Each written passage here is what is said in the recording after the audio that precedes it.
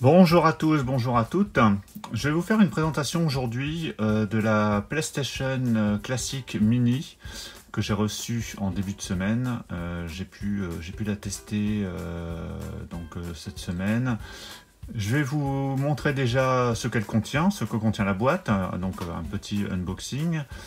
Et ensuite, une fois que je vous aurai montré son contenu, je vous donnerai mon avis sur cette PlayStation Classic Mini et vous dire si éventuellement elle vaut le coup, si certains d'entre vous hésitez à l'acheter. Alors, on va commencer par la boîte. Donc, elle se présente comme ça. Donc, on a la photo de la PlayStation Mini ici en photo. On a malheureusement les logos ici allemands, vu que c'est une version européenne. Sur le côté, donc, on retrouve son contenu. Donc, il y a la console, deux manettes, un câble USB et un câble HDMI pour la brancher sur la télé. Au dos, on retrouve l'intégralité des jeux contenus dans la console de base. Donc, il y a 20 jeux. Bon, après, au niveau du choix de la sélection, alors je dirais que le choix n'est pas forcément le meilleur. Il y a quelques jeux très bons sur lesquels j'ai passé énormément de temps à l'époque, notamment Destruction Derby, Metal Gear Solid, Oddworld, Rayman, Resident Evil, Ridge Racer, Toshiden, Tekken. Voilà, Twisted Metal aussi, hein, qui est un excellent jeu multijoueur. Donc voilà, il y a de très bons jeux, mais à côté de ça, il y a des jeux très moyens ou alors des jeux que je ne connais pas du tout. Donc voilà, donc là au dos vous avez la présentation des jeux présents dans la console. Donc voilà pour la boîte. Maintenant je vais vous montrer le contenu. Alors une fois déballé, on trouve tout d'abord une notice. Bon, j'ai pas ouvert, hein, voilà, ça donne les explications quant au fonctionnement de la console. Ensuite, quand on ouvre, donc on retrouve la console. Alors elle est toute petite, ce qui m'a ce qui m'a surpris, parce qu'en fait j'ai pu déjà l'avoir chez un ami qui l'avait acheté, donc j'ai pu la tester auparavant, hein, avant de déballer ici mon exemplaire. C'est vrai que ce qui est assez surprenant, c'est la petite taille de la console. Voilà, c'est vraiment tout petit. Si vous voulez voir un jeu à côté, voilà, c'est quasiment de la taille d'un jeu. C'est assez impressionnant. Donc elle est toute mignonne. Donc bien évidemment le capot s'ouvre pas parce qu'on peut pas incorporer de disque. Donc la touche Open, donc qui ne permet pas d'ouvrir le capot, mais qui permet de changer de jeu.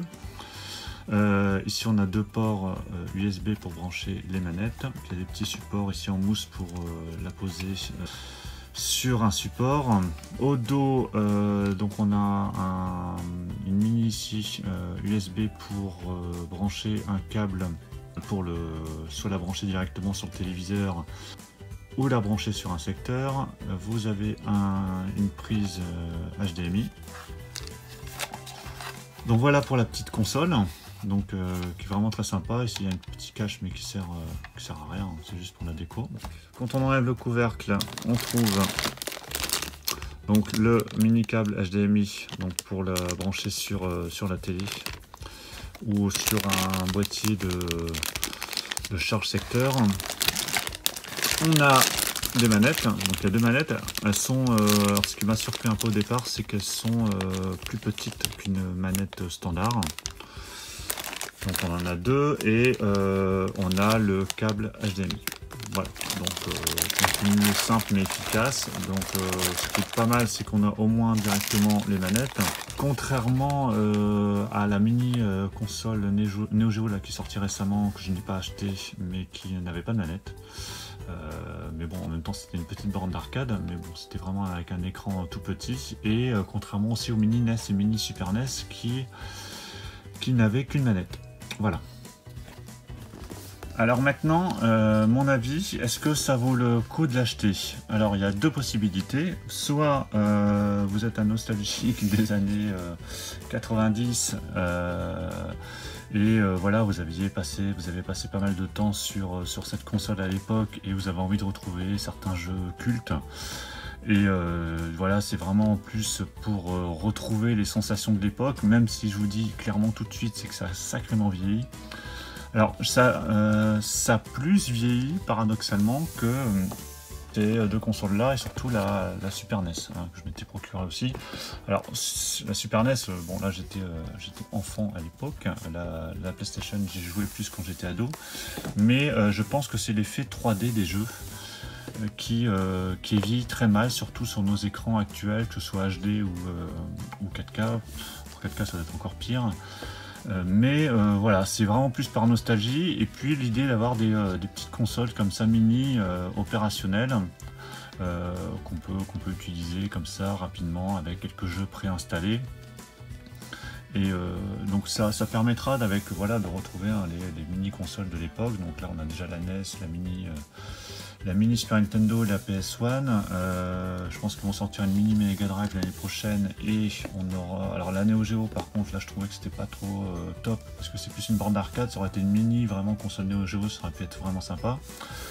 Par contre, pour en revenir à la mini PlayStation Mini, j'ai pu la tester sur un écran d'ordinateur, et là par contre ça passe. Parce que forcément l'écran est plus petit, et donc l'image et l'effet 3D passe mieux. Après ça dépend aussi des jeux. Certains jeux, c'est marrant parce que les jeux de combat, je trouve que ça vit vraiment fortement. Ridge Racer par exemple, qui est un jeu de course, les 2-3 premières minutes ça choque un peu, et après une fois qu'on est dans le jeu ça passe. Et on a des jeux comme Metal Gear Solid où là par contre je trouve que ça on peut le refaire le jeu sans problème. Après il y a un inconvénient également, je dis ça pour ceux qui ne parlent pas du tout anglais, les jeux, certains jeux, enfin en tout cas la plupart des jeux ne sont pas traduits, notamment si on revient sur les jeux comme Final Fantasy, donc là pour le coup il y a beaucoup de texte, donc là il n'est pas traduit, et Metal Gear n'était pas traduit non plus. Après bon, les autres jeux, les jeux de combat c'est moins gênant. GTA je l'ai pas testé, mais bon. Donc voilà, donc ça peut être un peu gênant, c'est un peu le problème avec ces consoles européennes ou même internationales, c'est que ce sont les mêmes versions pour tout le monde, et du coup il n'y a pas de traduction par pays. Donc en conclusion, je dirais que, parce qu'elle vaut quand même 99 €, donc contrairement à la Super Nintendo et la mini NES qui était à 70 €, donc quand même 99 €, on a 20 jeux.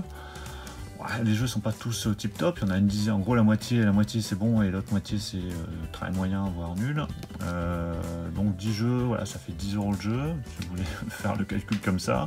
Après c'est plus un objet de collection, enfin moi je le prends comme ça. C'est clair que je ne vais pas y jouer des heures, c'est vraiment pour essayer, pour montrer à certains qui ne connaîtraient pas la PlayStation. Et puis il y a le côté voilà, nostalgie, hein. De toute façon ils surfent vraiment là-dessus. Et puis ça permet de l'inclure avec les deux autres mini consoles que j'ai déjà actuellement. Voilà, j'espère que ça aura pu vous aider. Alors, au niveau des images de gameplay, vous trouverez des vidéos sur YouTube ou ailleurs sans problème des jeux. Je vous mettrai de toute façon quelques images des jeux ici sur le côté. Là. Et donc j'espère que ça vous a plu, ça change un peu des traditionnels achats Blu-ray DVD. Je vous poste rapidement là une vidéo des achats que j'ai pu faire chez Cash et Nose demain ou après-demain. N'hésitez pas à commenter, me donner votre avis sur cette mini console pour ceux qui l'auraient, à vous donner votre avis sur les jeux, si vous aviez joué déjà à certains jeux à l'époque, si vous en connaissez certains. N'hésitez pas à liker si ça vous plaît, si ce genre de vidéo qui change un peu de l'ordinaire vous plaît. Pour ceux qui ne seraient pas abonnés, n'hésitez pas à vous abonner. Et puis je vous dis à très bientôt. Ciao à tous.